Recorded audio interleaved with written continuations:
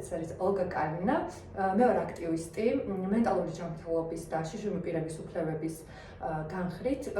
ქალბატონი ოლგა არის ასევე აქტივისტი და მას აქვს ძალიან დიდი გამოცდილება, რომლის გაზიარებაც ვფიქრობ, რომ ძალიან კარგი იქნება ჩვენი პოდკასტისთვის. მე კიდევ ვარ დილეტანტი და ახლა მივყვები ოლგას ასე ვთქვათ მოსწავლე და მისი გამოცდილების გამზიარებელი ასევე. დავიწყოთ.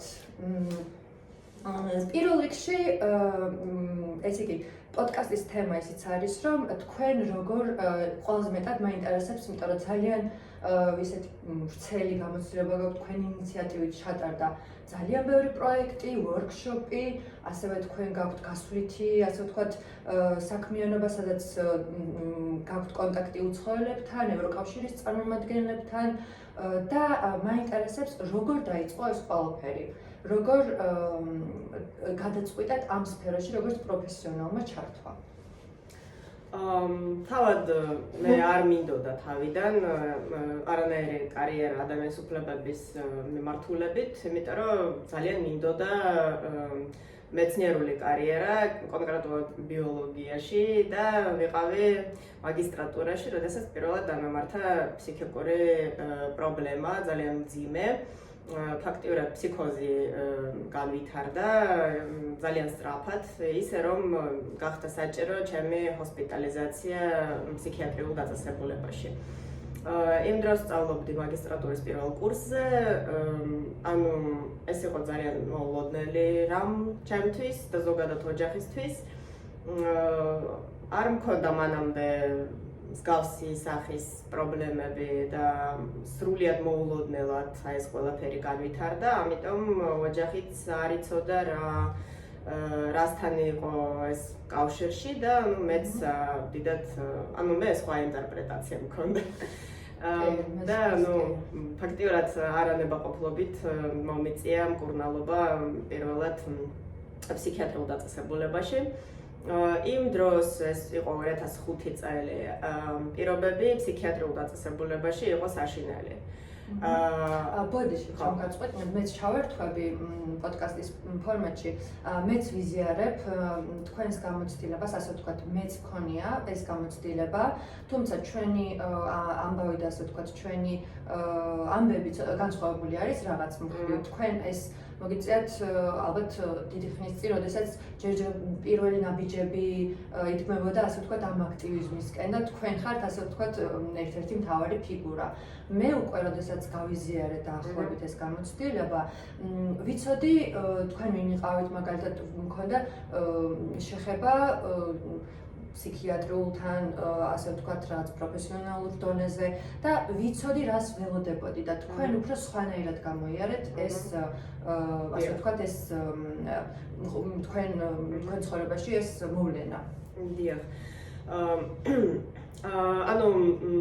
ნამდვილად ძალიან ბევრს ნიშნავს, როდესაც ხედავ ირგვლივ ხალხს, რომელიც არის იგივე პრობლემის მქონე წარსულში ან ამჟამად, მაგრამ არის უფრო წინ წასული, თქვათ, თუნდაც აქტივიზმის სფეროში, ან ზოგადად უფლებების დაცვის მიმართულებით და უფრო შეგიძლია გაგება რამის ახალის ამ ადამიანისგან, ან თქვათ, უბრალოდ, რა ვიცი, იმედის მომცემი მესიჯია, რომ ყველაფერი არ მთავრდება, თქვათ, დიაგნოზით ან ფსიქოზით, რომ ცხოვრება გრძელდება, რომ ეს არ არის დასასრული, არამედ არის ეპიზოდი ცხოვრებაში, რომელიც შეიძლება გამოიწვიოს ცვლილება ცხოვრებაში და საკმაოდ კონსტრუქციული ცვლილება.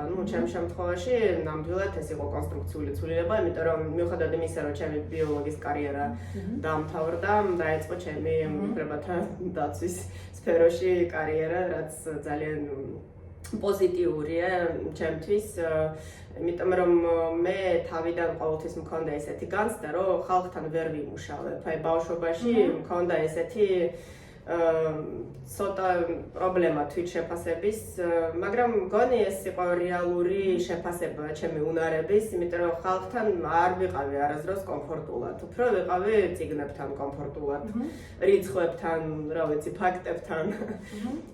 ხალხთან ძალიან მიჭირდა გაგება, ამიტომ არა, ვიყავი, შესაძლებლობა კი მქონდა კომუნიკაციის, არ ვიყავი უცნაური ადამიანი, უბრალოდ უფრო ინტროვერტი ვიყავი და წიგნებში ვიდრე ხალხთან.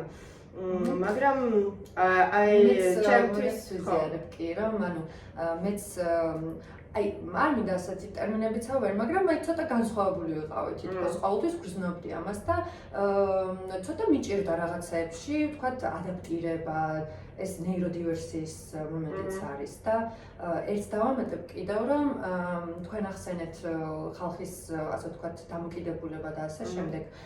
ჩემ თაობაში და ახლა 2025 წელს მე მაგალითად ასეთი რისკიანი რაღაც გავაკეთე, ჩავწერე ვიდეო TikTok-ზე, რომელშიც ასე ვთქვათ საუბრობ ჩემს მდგომარეობაზე, კერძოდ და საუბრობ, ესე იგი, როგორი არის ეს და რას გეუბნებიან რომ დაგაწნარონ სოციუმი ამ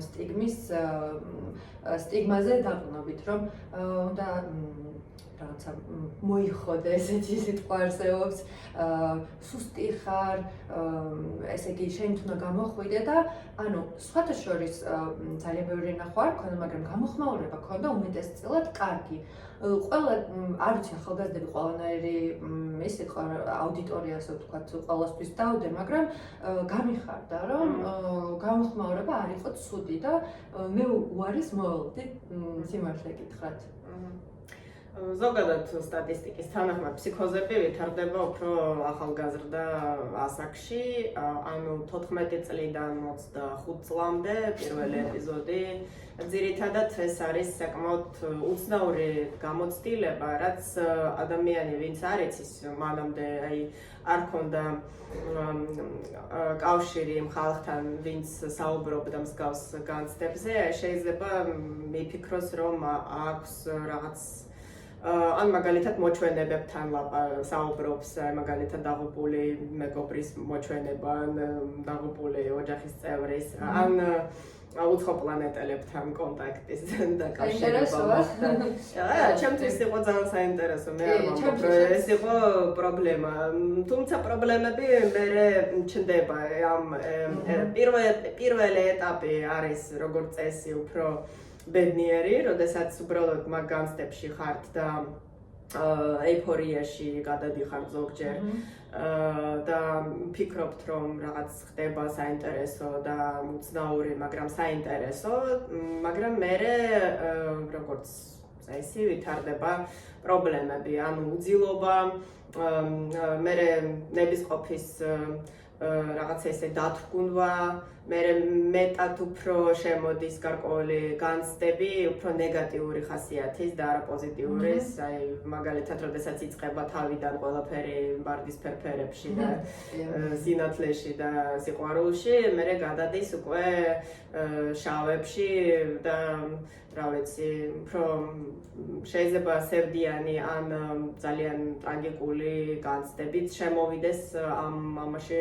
და თუ არის უკვე საუბარი ჰალუცინაციებზე ან ხმებზე, მოსმენაზე ამ ყველაფრის, შეიძლება შემოვიდეს ისეთი სახის ჰალუცინაციები ან ხმები, რაც პირდაპირ არის მიმართული განადგურებაზე ადამიანის, ანუ მაგალითად, როდესაც ხმა თქვენს ყურში იწყებს თქვენზე დაცინვას, ან ცუდი რაღაცების გაკეთებას, ან ყვირის, რომ თქვენი ოჯახის წევრი უნდა დაიღუპოს ეხლა, ან თუ თქვენ არ შეაჩერებთ და აი რამეს არაადეკვატურს არ გააკეთებ, აუცილებლად მოკვდება. ან სხვადასხვა სახის ესეთი შინაარსი შეიძლება იყოს და საკმაოდ დამაჯერებელი ეს ყველაფერი. ანუ თქვენ თუ ფიქრობთ, რომ ეს არის პრიმიტიული განცდები და ადვილი არჩევა, მატრიცა ალბათ ნანახი გაქვთ, თუ არ გაქვთ, ბევრი ბევრი ახალი ფილმიც არსებობს, სადაც თუნდაც გეიმინგი, როდესაც ადამიანი ვერ ირჩევს, რომელი არის ილუზია და რომელი არის რეალური სამყარო, ხო? აი ძალიან ადვილია სინამდვილეში ამ ილუზიაში შესვლა და მე ადამიანი უბრალოდ ვერ აღიქვამს ამ სამყაროს როგორც რეალურ სამყაროს, არამედ ცხოვრობს უკვე სხვა სამყაროში, სხვა ილუზორულ სამყაროში და ყველაფერი რაც ხდება რეალურ ცხოვრებაში, მისი განცდები აღიქვამს სხვანაირად. მაგალითად, შეგიძლია ფსიქიატრის ნაცვლად, რომელიც თქვენს გესაუბრებათ ფსიქოზის დროს, აი ფიქრობთ, რომ ფსიქიატრი კი არა, არამედ უმაღლესი სასამართლოს მოსამართლე, რომელიც ეხლა თქვენთან საუბრობს თქვენი საინტერესოა. მოდი გადავიდეთ მაშინ შემდეგ თემაზე, რომელიც ახლა ყველაზე აქტუალურია ალბათ. რამდენიმე დღის წინ შემოვიდა, ასე ვთქვათ, უფრო ალბათ გასაგდა ინფორმაცია ბაზებში წვდომაზე, ასე ვთქვათ, მთავრობის მხრიდან და ეს კანონი იმას მოიცავს, რომ არა მხოლოდ მენტალური ჯანმრთელობის პრობლემის მქონე ადამიანები, არამედ ასევე ნარკოდამოკიდებული ადამიანები და ადამიანები შიშრომი პირის სტატუსით ან ასეთი გამოწვევებით ფაქტობრივად ბაზაში ყველანაირი ინფორმაცია არის ხელმისაწვდომი და აი ესე ბერკეტების, სამართლებრივი ბერკეტების გარეშე არის ხელმისაწვდომი, რაც პირველ რიგში პერსონალური მონაცემების დარღვევა არის და ეს წინააღმდეგება ამ კანონს და ასევე მოაქვს მეტად უფრო მასტიგმატიზებელი ხდება სოციუმი, მიმართვიანობა ექიმებთან, ფსიქიატრებთან და ფსიქოთერაპევტებთან ამ თემებზე ღიად საუბარი და კიდევ უფრო ამწვავებს და აღრმავებს სტიგმას. თქვენ რას ფიქრობთ, როგორი ზეგავლენა ექნება თუ ეს გაგრძელდა და თქვათ რაღაცა ბერკეტები არ გამოვიყენეთ ან არ ვისაუბრეთ ამაზე, იმიტომ რომ ეხლა ძალიან ესეთი აქტუალური თემა, ბევრი ადამიანი საუბრობს. ცვლილებები არის შეტანილი, შეზღუდული შესაძლებლობების მქონე პირთა კანონში და ეს კანონი არის შიშრომი პირების შესახებ. და იქ მე-9 მუხლში არის დამატება გაკეთებული, სადაც წერია, რომ შეიქმნება რეესტრი, სადაც შევა მონაცემები ფსიქიკური ჯანმრთელობის პრობლემის მქონე პირების, ალკოჰოლიზმის პრობლემის მქონე პირების და ასევე ნარკომანიის პრობლემის მქონე პირების იმისათვის, რომ მერე მოხდეს ამ მონაცემების გაზიარება კანონის ფარგლებში, ისე წერია, როდესაც არის საჭირო. თუმცა ეს არის კანონის ფარგლებში შეიძლება იყოს ისეთი კანონი, რომელიც პირიქით დაარღვევს უფლებებს, ვიდრე დაიცავს. ამ შემთხვევაში ზუსტად ამ კანონთან გვაქვს საქმე. რატომ მაინც და მაინც ეს არის უფლებების დარღვევა? ნახეთ, ეს რეესტრი იქმნება იმ მიზნით, რომ მოხდეს ამ ჩვენი მონაცემების, ჩვენს გარეშე გაზიარება იმ უწყებებთან, ვისთან გაზიარება არ გვინდა. მაგალითად, მე თუ არ მინდა რომ შინაგან საქმეთა სამინისტრო იცოდეს, რომ მე ვარ ფსიქოსოციალური ნიშნით შიშრომი პირი, პარანოიდული შიზოფრენიის დიაგნოზით, ну კი იციან, იმიტომ რომ მე კი ღიად ვამბობ, მაგრამ ბევრი ხალხი, ხალხს არ უნდა ძირითადად მსგავსი ინფორმაციის გაზიარება. ან თუნდაც თუ დეპრესია გაქვთ, რატომ არის დამაიც პარანოიდული შიზოფრენია? აი დეპრესია, ნევროზი გქონდათ. რა ვიცი, მშობიარობის მერე დეპრესია დაგემართა. რატომ ეს ინფორმაცია უნდა იყოს მისაწვდომი, რატომ უნდა იყოს საერთოდ მაგ ბაზაში? ალკოჰოლიზმის მქონე ადამიანებთან. ეს ძალიან სენსიტიური ცნობიერება და ესეთი თემა არის. და ეწინააღმდეგება ჩვენს სხვა კანონს პირადი მონაცემების შესახებ. კონსტიტუციაზეც ალბათ, იმიტომ რომ დისკრიმინაციის კანონის დისკრიმინაცია ნამდვილად. იმიტომ რომ ფაქტიურად ჩვენ არ გვეკითხებიან, გვინდა ჩვენი მონაცემების გაზიარება თუ არ გვინდა. რომ მიდიხართ ექიმთან, თქვენ უკვე გამოდის, რომ არ ხართ დაცული და იმ ფაქტით, რომ თქვენ მიდიხართ ექიმთან, ალკოჰოლიზმის, ნარკომანიის ან ფსიქიკური ჯანმრთელობის პრობლემის გამო, ნებისმიერი პრობლემის კიდევ ერთხელ ვამბობ და ხაზს ვუსვამ, შფოთვის, დეპრესიის, კვების პრობლემის გარკვეული, ხო? ანუ ჩვეულებრივი პრობლემა შეიძლება იყოს, რომელიც არ არის ასოცირებული მაინც ჰალუცინაციებთან. შეიძლება იყოს, რა ვიცი, გარკვეული კლაუსტროფობია შეიძლება იყოს. რა ვიცი. ყველაფერი შეუძლიათ გაატაროს. ძალიან ბევრ ადამიანს აქვს ფსიქიკური პრობლემები. ძალიან ბევრს გააჩნია დონის, მაგრამ ბევრ ადამიანს აქვს.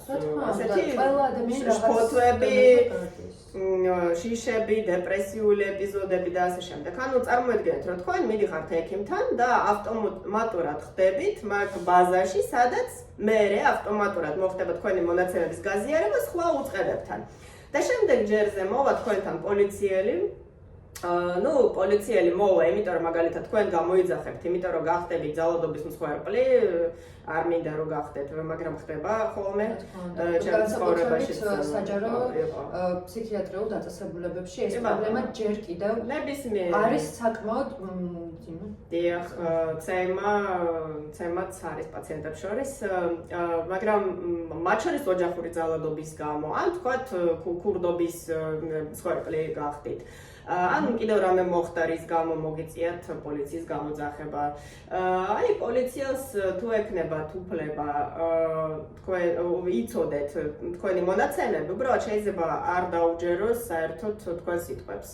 უბრალოდ შეიძლება ესე იგი გადაამოწმოს რამდენად საანდო არის თქვენი ჩვენება და გაუშვას თქვენ სასამართლო ფსიქიატრიულ ექსპერტიზაზე, ან ნებაყოფლობით ექსპერტიზაზე, ან მოითხოვოს ნებაყოფლობითი ექსპერტიზის გავლა, მაგრამ აუცილებლად სანამ დაუჯერებს თქვენს ჩვენებას. ეს არის ძალიან ცუდი ფაქტი, რომლის გამო ადამიანი უბრალოდ შეიძლება არ მიმართოს პოლიციას უნდობლობის მომენტის გამო. მე მაგალითად უკვე აი პირადად ჩემ შემთხვევაში მე შემიძლია პირდაპირ თქვა, რომ მე უკვე დავფიქრდები ღირს თუ არა ზოგადად მიმართვა, იმიტომ რომ არ ვარ დარწმუნებული. იქ რომ წერია კანონის ფარგლებში იქნება მისაწვდომი. ჩვენ არ ვიცით რომელი ფარგლები, რა კანონები და რომელი წვდომა. ანუ ფაქტია ის, რომ რეესტრი იქმნება და წვდომა იქნება მიცემული და მე უკვე ეს არის ნიუანსები, სად და როგორ, მაგრამ გაფართოება ძალიან ადვილი იქნება ისედაც. ანუ ის ფაქტი, რომ მე არავინ არ მეკითხება, მინდა თუ არა ამ მონაცემების გაზიარება, ეს უკვე ჩემი უფლებების დარღვევა. რაც შეეხება უფლებების ჩამორთმევას, აი მაგალითად ამბობენ, იარაღის ტარების უფლება არ უნდა გქონდეს ამ ადამიანებს. ეხლა ნახეთ, დეპრესია, პოსტტრაუმული სტრესული აშლილობა და ასე შემდეგ. ეს ძალიან გავრცელებული ამბავი ზოგადად, მათ შორის იმ ხალხში, ვინც არის რა ვიცი, პოლიციაში და ზოგადად. აი ვის არ აქვს დეპრესია, მაინტერესებს. ან შფოთვა, ან შიში, ან გარკვეული პანიკა. კომპულსიური აშლილობა, ADHD, ან თუნდაც ალკოჰოლზე ცოტა დამოკიდებულება შეიძლება. ყველა ნიშება გავიძეთ რა. პრობლემა კი არ არის იმაში, რომ მე მაქვს გარკვეული შფოთვა, შიში, დეპრესია ან რამე მსგავსი. პრობლემა არის იმ დროს, როდესაც მე არაფერს არ ვაკეთებ ამის მოსაგვარებლად. და არ მივმართავ დახმარების მისაღებად, ხო? და ამ შემთხვევაში ჩემი პრობლემა იქნება დამალული, მაგრამ გაიზრდება, გაძლიერდება და მე ესე იგი უკვე გამოაშკარავდება ყველაზე უხერხულ დროს და ადგილას. ანუ ზუსტად ამ კანონის ფარგლებში მოხდება აი ეს სცენარი, როდესაც ხალხი ნებისმიერ ფასად დამალავს საკუთარ დეპრესიაში, ფოთვას, შიშებს და ასე შემდეგ, ბოლო წუთამდე და არ მიმართავს ექიმს, იმიტომ რომ ეცოდინება, რომ ავტომატურად მოხდება ამ ბაზაში, დაკარგავს მანქანის ტარების უფლებას, იარაღის ტარების უფლებას, შეიძლება სხვა უფლებებზე, მაგალითად ხმის მიცემის უფლებას, აი მასწავლებლად მუშაობის უფლება მაგალითად, ბავშვის შვილად აყვანის უფლება, ბავშვზე ზრუნვის უფლება. ეს თქვენ თუ ფიქრობთ, რომ ყველა ვინც ამ ბაზაში არის სერიული მკვლელი, მანიაკი და რა ვიცი, მოძალადე, ეს არის ზუსტად სტიგმის ნიშანი, იმიტომ რომ როგორც ვამბობ, ეს არ არის ის ბაზა, რომელიც გაერთიანებს ინფორმაციას სერიული მკვლელების შესახებ. ეს არის ბაზა იმ ადამიანების, ვისაც ჰქონდათ ხონდათ თანაც არა მარტო შეიძლება გამოსწორდა ეს პრობლემა და უკვე არ საჭიროებს ადამიანი მკურნალობას, მაგრამ ბაზაში იქნება. კი.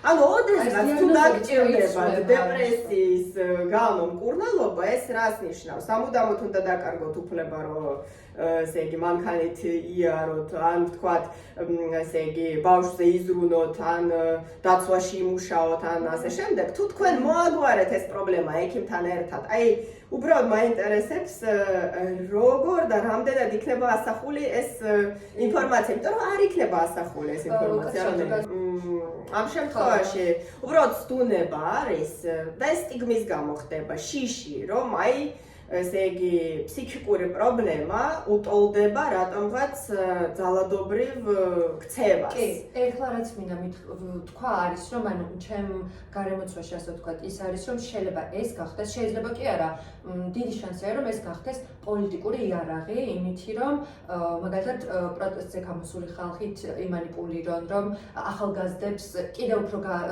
ასე ვთქვათ, გაამწვავონ ის სტიგმა, რომ აი ვთქვათ, თუ ტატუ გააქვს, თუ რაღაცა შენი ინდივიდუალიზმს გამოხატავ, ეს შეიძლება იყოს რაც დემონიზებული, რომ ნამდვილად აი ამ ადამიანებს შეიძლება რაც მენტალური პრობლემები აქვთ, მათ არ შეუძლიათ აქციების წარმართვა არიან არასწორ მხარეს და აი ესეც მგონია რომ აქტუალური იქნება სავარაუდოდ.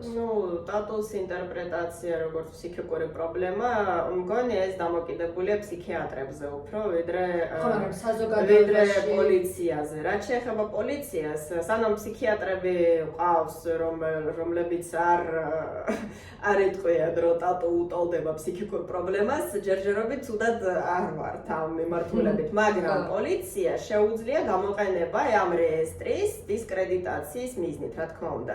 ანუ თუ მათ ეწოდინებათ შსს ისტორია ალკოჰოლიზმის, ნარკომანიის ან ფსიქიკური პრობლემების, გინდა თქვენზე პირადად, გინდა თქვენს ნათესავზე, ცოლზე, ქმარზე და ასე შემდეგ, ეს ინფორმაცია შეიძლება იყოს გამოყენებული როგორც ზეწოლის თვალსაზრისით, რომ მაგალითად რომ არ გაზიარდეს ეს ინფორმაცია, აბა ესე იგი თანამშრომლობაზე, რომ ესე იგი უნდა წავიდეს ადამიანი, თქვა შეთავაზება არ არის გამორიცხული, ასე არ არის გამორიცხული დისკრედიტაცია პირდაპირ.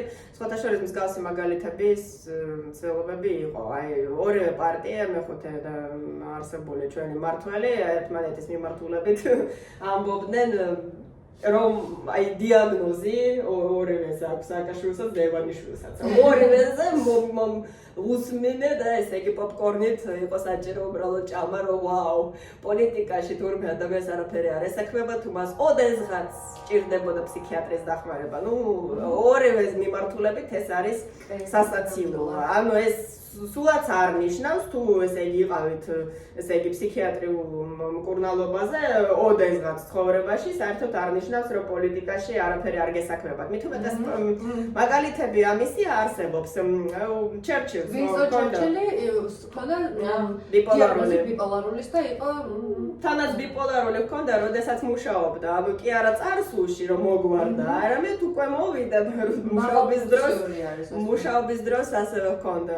ასე რომ ბევრ ადამიანს და ნორვეგიაში მგონი პრემიერ-მინისტრს ეხლა ხან ანუ საკმაოდ ბოლო წლები ჰქონდა გამოსვლა და ესე იგი თქვა რომ ესე იგი მე არ შემიძლია მაგ პრეს-კონფერენციის ჩატარება, იმიტომ რომ დეპრესია მაქვს.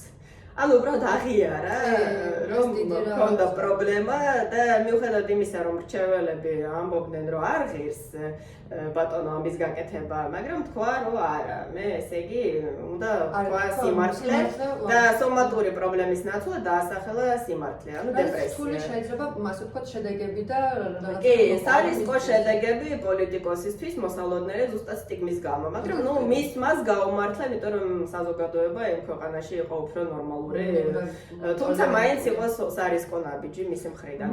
კარგი, მაშინ გადავიდეთ შემდეგ თემაზე, რომელიც უშუალოდ სტიგმას ეხება. ალბათ ეს თემა უნდა წამომეწია წინ თავიდან და დამეწლამით, მაგრამ არა უშავს.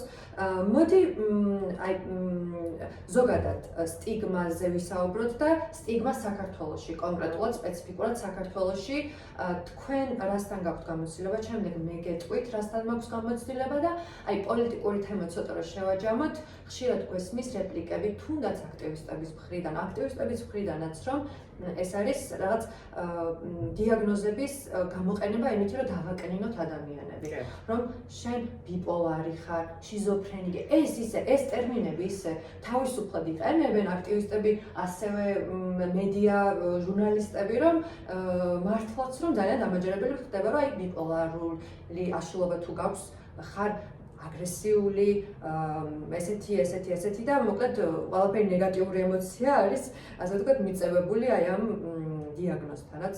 ნამდვილად არ არის მართალი, იმიტომ რომ ესე იგი 10-დან 1 ყველა ადამიანს რაღაც მომენტში მგონი გაუვლია თუ სწორად მახსოვს სტატისტიკა, აქვს ფსიქოლოგიური პრობლემები და 25%-ს მოსახლეობის ზოგადად მსოფლიოში, ან 25%-ს რაღაც მომენტში თავიანთი ცხოვრების აქვთ ფსიქოზური ეპიზოდი.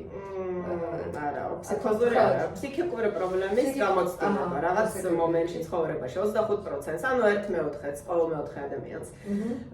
გადავიდეთ სტიგმაზე მაშინ უშუალოდ სტიგმის ნაწილში პრინციპში უკვე რაღაც ვთქვით, რომ ეს რესტრიქცია იქნება სტიგმის გამო, იმის გამო, რომ სტრუქტურირებული ეგრეთ წოდებული სტიგმა, როდესაც სტიგმა იმდენად არის ჩაღრმავებული, რომ კანონმდებლებიც კი, ვინც წერს კანონებს, ანუ ვერ აცნობიერებენ რას აკეთებენ საერთოდ. იმიტომ რომ მათთვის ეს არის ბუნებრივი.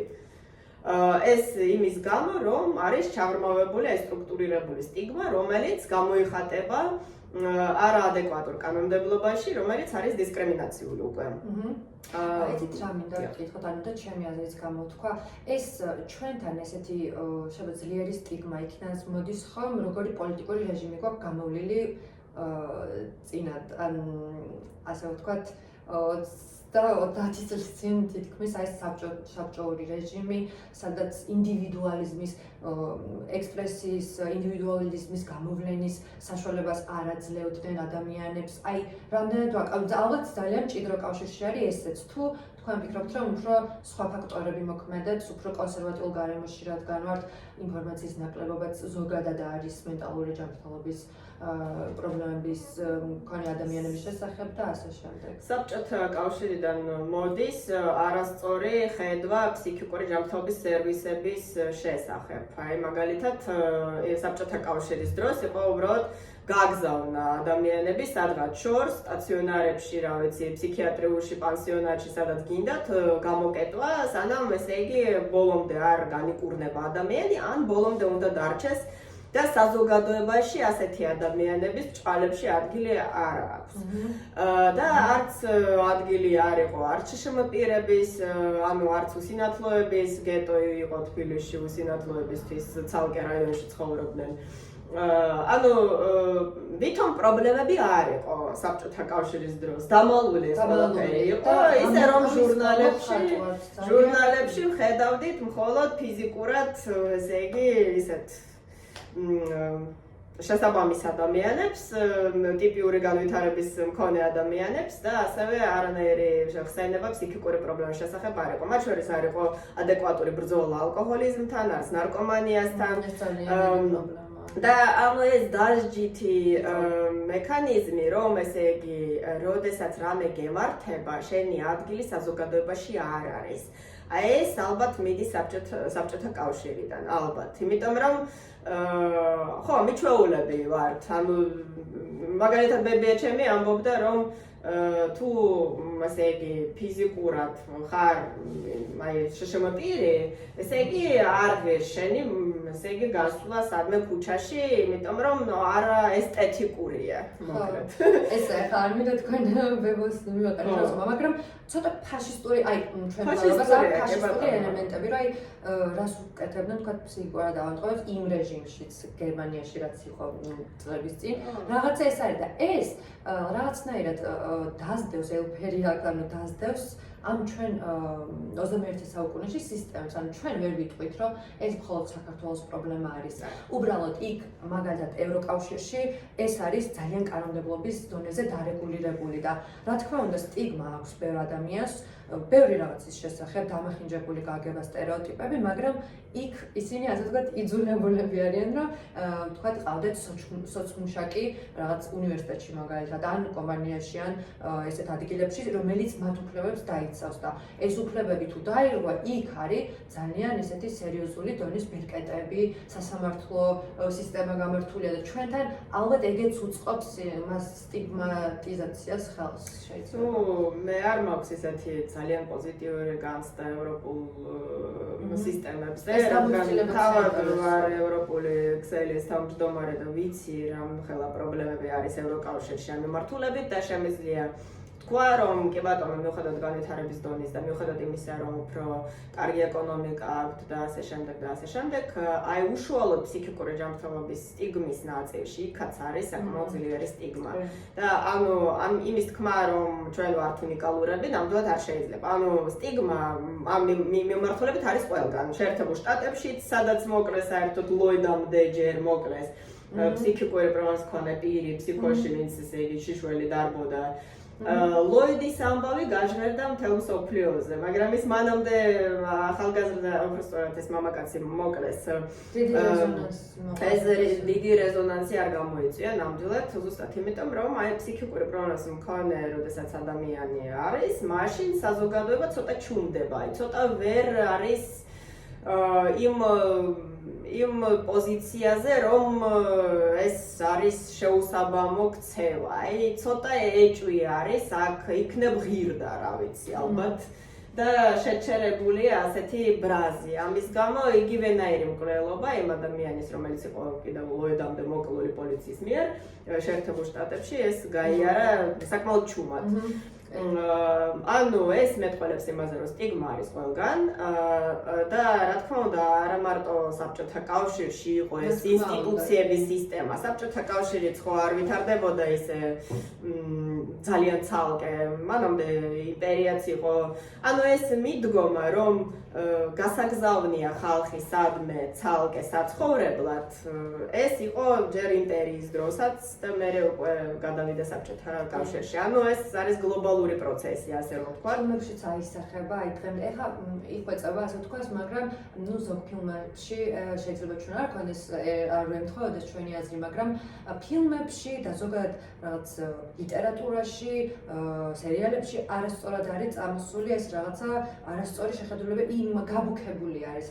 ბოლოს მაგალითად შეგვიძლია ფილმებზეც ვისაუბროთ, მე ვუყურე ესეთი ქართულად არც როგორი Adolescence ქვია, არის Netflix-ის სერიალი, არც ნახე გაქვთ თუ ეს არის ასე ვთქვათ, აქ დგება საკითხი ბავშვზე, ანუ ეს ბავშვი მოკლავს მის კლასელ გოგონას და რა იყო მოტივი და ანუ მთელი ეს განხილვა იყო იმის გარშემო ამ ბიჭს ქონდა თუ არა უკვე ჩამოყალიბებული ანტისოციალური, ანუ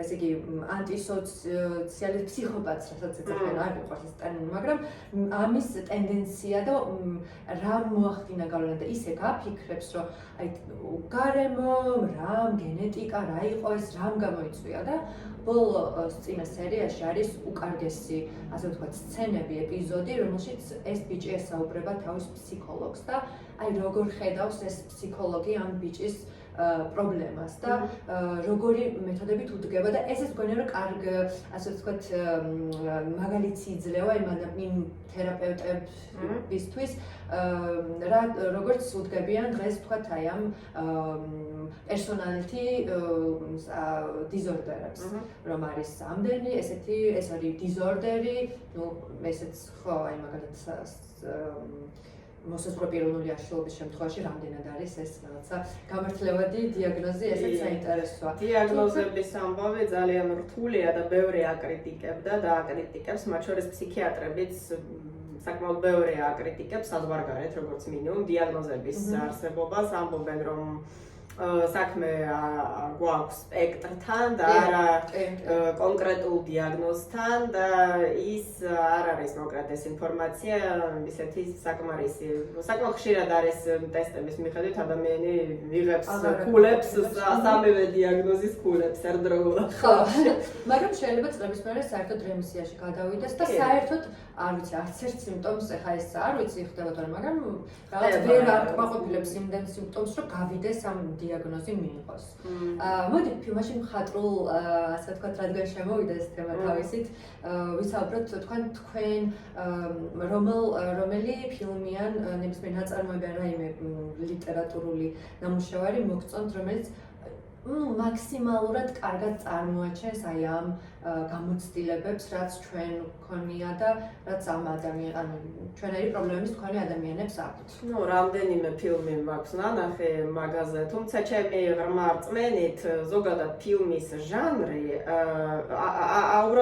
ფაქტიურად არ შეუძლია ვერ ასახავს ფსიქიკურ პრობლემებს, იმიტომ რომ ფსიქიკური პრობლემების შემთხვევაში საქმე გვაქვს შინაგან სამყაროსთან. ფილმებში შინაგანის სამყაროს რაღაც ესე იგი წარდგენა არის ძალიან პრობლემატური. ჩვენ თუ არ გაქვს როგორც უწევთ, უბრალოდ შეზღუდული აქვთ ეს ინსტრუმენტები. მაგალითად, როდესაც ამბობენ აი რომ მეხსიერება ხო აი რაღაცა წარსულზე და ჩვენ ხედავთ კადრებს თანაც იმ ადამიანის მონაწილეობით, თვითონ თავადაც იყო იქ, მაგრამ მისი გადმოსახედიდან ვერ აჩვენებენ ამას. ანუ ფაქტიურად ადამიანს ხედავთ. არა, მე ვფიქრობ, უბრალოდ ჟანრი ფილმის იმდენად ზღუდავს ადამიანს, რომ ნებისმიერ შემთხვევაში თუ ძალიან კარგად გააკეთონ, იქნება წიგნს შეუძლია უფრო გამოხატვა ამ ყველაფრის ვიდრე ფილმს. იმიტომ რომ წიგნს შეუძლია შექმნა წარმოდგენის შინაგან სამყაროში რა ხდება. ან დღიურის ფორმატი გიწევთ წაკითხვა, თქვა დღიურის ფორმატში ამ ფილმში. მაგრამ ფილმი ვერანაირად ვერ ასახავს. აი უბრალოდ ზედაპირული რაღაცა წარმოდგენა ნებისმიერ შემთხვევაში იქნება. მე მაგალითად, როდესაც მქონდა ფსიქოზური განცდები და ვუსმენდი რა ვიცი, მუსიკასაც, ხმებსაც და გარკვეული განცდებიც იყო შიგნით. ეს ხომ მეც არ ხედავდი ამას გარეთ. მე მქონდა აღქმა, რომ ეს ხდება ჩემში, შიგნით. და ეს შეიძლება ბევრი ადამიანისთვის რთული გასაგები იყოს. შეიძლება გათვითცნობიერებული სისხლოსები ასე თუ გაქვს თქვენ ან მე და მაგალითად გვაქვს საერთო ენა ჩვენ და ჩემ მეგობართან, რომელსაც იგივე გამოწვევები აქვს, მაგრამ რთულია ეს ახსნა სიტყვიერად ან აი მაგალითად ხელოვნებაში კარგად ჩანს ხოლმე ნახატებში, რაღაც პერფორმანსებში, რომ აი რაღაც მხრივ ანუ მე ვამბობ, რომ რაღაც მხრივ ჩანს, თუმცა ისევ და ისევ შინაგანი სამყარო მაინც ვერ დაიჭერთ ამ გზებით.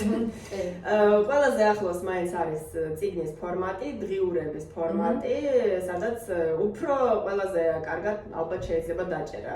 ფილმს უფრო შეუძლია გარე რაღაცეების დაჭერა, თუმცა მე მაქვს ნანახი რამდენიმე ერთი ანიმაცია, ერთი ფილმი ახალგაზრდებზე. ამაზეც გვექნება შემდეგ ეპიზოდებში საუბარი, სხვა სტუმარიც იქნება და ამაზეც ვისაუბრებთ, იმიტომ რომ ეს პოპ კულტურაში როგორ არის ეს დანახული, ძალიან დიდ ზეგავლენას ახდენს ჩემი აზრით აი სტიგმის ამბავზე, შეიძლება თვით სტიგმაზეც. დიახ, მე მომეწონა მაგალითად ანიმაციებში და ფილმებში ის ფაქტი, რომ კარგად დაიჭირეს პროცესი ადამიანის შესვლის ამ ფსიქოზში, როდესაც ვერ აცნობიერებს ადამიანს, სად არის რეალობა და სად არ არის რეალობა და გარკვეული ძალიან გასაგები მისთვის ილუზია იქმნება, რომელიც შეიძლება შევიდეს ფანტასტიკის ჟანრში და ამით ფილმი შეიძლება გახდეს ცნობილი, რომ ეს არის კარგი საინტერესო სცენარი უშუალოდ ფანტასტიკის ნაწილში, მაგრამ მერე გამოდის პირველ პლანზე ფსიქიკური პრობლემა და აღმოჩნდება, რომ აი თურმე გმირს ჰქონდა ფსიქიკური პრობლემა. ძალიან საინტერესო მოკლედ გადაწყვეტილება იყო ამ ფილმში და მე დავინახე მაგალითად აი ეს პროცესი შესვლის და საკმაოდ კარგად იყო ასახული ასევე აი ეს ადამიანური მიდგომა იმ ადამიანის მიმართ, ვისაც ჰქონდა ეს ილუზია. ანუ ახალგაზრდა გოგო მოკლედ ელოდებოდა მკვდარი მამის დაბრუნება პარალელური სამყაროდან.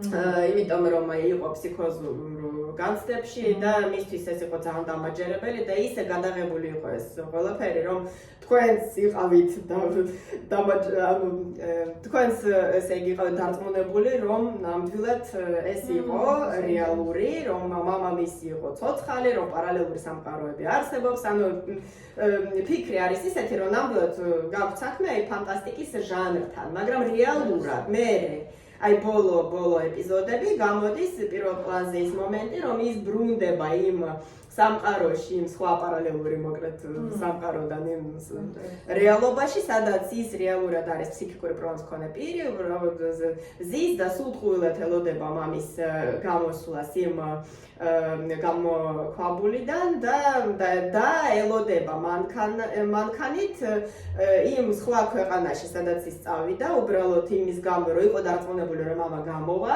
ცოცხალი იმ ესე იგი ქვებიდან და დათანხმა და ოღონდ თქვა კი ბატონო მე წავა შენთან უბრალოდ თუ ეს არ მოხდა მაშინ შენ წამოხვალ ჩემთან სამკურნალოდ აი ფსიქიკური პრობლემის გამო და ის დათანხმდა და ნამდვილად ამით დამთავრდა რომ ისინი ერთად წავიდნენ ფსიქიატრთან ანუ ძალიან კრეატიული გადაწყვეტილება მაგრამ ადამიანურიც ასევე ანუ ამ შემთხვევაში ადამიანს ჰქონდა შესაძლებლობა საკუთარი ილუზიის გადამოწმების ხშირად არ გვაქვს ანუ ხშირად ვართ დარწმუნებული რაღაცაში და უბრალოდ ძალადობრივი მეთოდებით გვართმევენ ნებისმიერ საშუალებას ამ ყველაფრის გადამოწმების. და შედეგად ადამიანი არ არის დარწმუნებული რომ რა მოხდა და როდესაც არ წმუნებ ადამიანს, როდესაც აძლევს საშუალებას რომ გატესტოს თქვათ რომელიმე ადამიანი თუ ფიქრობს რომ ყველაფერი იცის, ფიქრებს, კითხულობს და ასე შემდეგ, ხაი შეიძლება ექსპერიმენტის ჩატარება თქვათ კითხულობს თუ არა ფიქრებს და ასე შემდეგ. ანუ ეს ეხმარება ადამიანს ცოტა ზუსტად კორექტირებაში და შეფასებაში საკუთარი ქცევის, როდესაც რეალურად შეიძლება შევიდეს ადამიანის ცნობიერებაში აზრი რომ ეგ მჭირდება ნამდვილად სპეციალისტის დახმარება, იმიტომ რომ რაღაც ვერ ხდება კარგად, ანუ ვერ არის ისე როგორც მე ვფიქრობ. მოდით დასასრულისკენ დავყვანოთ ჩვენი პოდკასტი. საბოლოო თემა არის ესე იგი სტერეოტიპები. მე ვიტყვი, მე რაც ყველაზე გავრცელებული და დამახინჯებული გაგებჩებით რაც არის ის რომ მძიმე ფსიქიკური პრობლემების მქონე ადამიანები არიან აგრესიულები, არიან მოძალადეები, მკვლელები, არ ვიცი, ყველა სახის რაც იქამდეც არის მიყვანილი, რომ მკვლელები შეიძლება იყვნენ ესენი და რაღაცა ანუ თუმცა სტატისტიკურად არის აი გალბატონი ოლგა შემისწორებს თუ არის სწორად ვამბობ რომ 10-დან 1 მხოლოდ შეიძლება გავიდეს იმ ჩამონათვალში რომელსაც შეიძლება ქონდეს რაღაც მძიმე ფსიქიკური ნაკლები კვლევები მაგაზე ამბობს რომ აი ნებისმიერი დიაგნოზის არ მქონე ფსიქიკური დიაგნოზი არ მქონე ადამიანში არის 5 აგრესიული ქცევის ტენდენციებით და ნებისმიერი 100 ბიპოლარული დიაგნოზის მქონე ადამიანში ასევე არის სადღაც 5 და შიზოფრენიის ამ ფსიქოზური რეგისტრის შემთხვევაში, ну 6 იყო 7, მაგრამ თქვათ პროცენტულად ეს იმდენად არ არის მომატებული, თქვათ 7 ან 5 100-დან. აი იმდენად არ არის დამაჯერებელი აწევა რომ თქვათ ვისაუბროთ იმაზე რომ აგრესიულობასთან არის კავშირში. ასე რომ არ არის, ოღონდ კი არის კავშირში ალკოჰოლთან და ნარკოტიკებთან, კი ბატონო არის, მაგრამ ისევ და ისევ ვამბობ რომ რესტრის გამო მეტი იქნება პრობლემა ვიდრე გამოსავალი. ხო. და ისიც არის, ისიც მინდა დავამატო რომ რეალურად ადამიანები, ვისაც აქვთ უფრო მძიმე ფსიქიკური პრობლემები, ისინი ხდებიან უფრო მოწყვლადები. ანუ რატო არის ეს რომ შიშრომი პირი ხო ავტომატურად იმას არ ამბობს რომ სუსტი ვარ და მაგრამ მოწყვლადი არა რაც დონეზე და ისინი ხდებიან ძალადობის. უამრავი მსხვერპლი სტატისტიკის თანახმად არაჰუმანური მოქცევის მსხვერპლები. ქალები, გოგონები, როდესაც ჩანს რომ ისინი არიან ფსიქიკური პრობლემის მქონე, ანუ ვერ აკონტროლებენ საკუთარ თავს, ამ ქცევას, ძალიან ხშირად არიან სექსუალური ძალადობის მსხვერპლები, ძალიან ხშირად. 10-ჯერ უფრო ხშირად ვიდრე ნებისმიერი სხვა ქალები. გარდა მულტი შეზღუდვების მქონე ფიზიკური პრობლემის მქონე ქალების, ისინი ასევე ხდებიან, ანუ კომაში ვინც არის, ან ვინც ვერ მოძრაობს, ვერ გადაადგილდება, ისინიც არიან 10-ჯერ უფრო ხშირად ძალადობის მსხვერპლები სხვა ქალებთან შედარებით.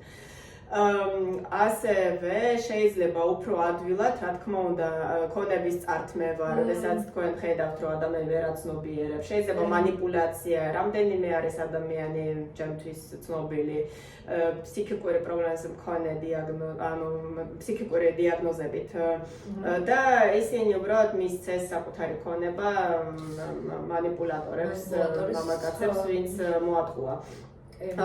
ანუ ასევე ადამიანი, რომელსაც აქვს ფსიქიკური პრობლემა, უფრო ხშირად არის დეზორიენტირებული დროში, სივრცეში, არ შეუძლია საკუთარ თავზე ზრუნვა, მათ შორის საკუთარ დაცვაზე და რეალურად შეიძლება ვთქვათ არასწორად გადავიდეს გზა და გახდეს ავტოავარიის მსხვერპლი, ან გადავარდეს სადღაც, ან ვთქვათ ვერ საერთოდ მოკვდეს იმის გამო, რომ რაღაცა მშიერი იქნება და ვთქვათ ვერ იზრუნებს საკუთარ თავზე.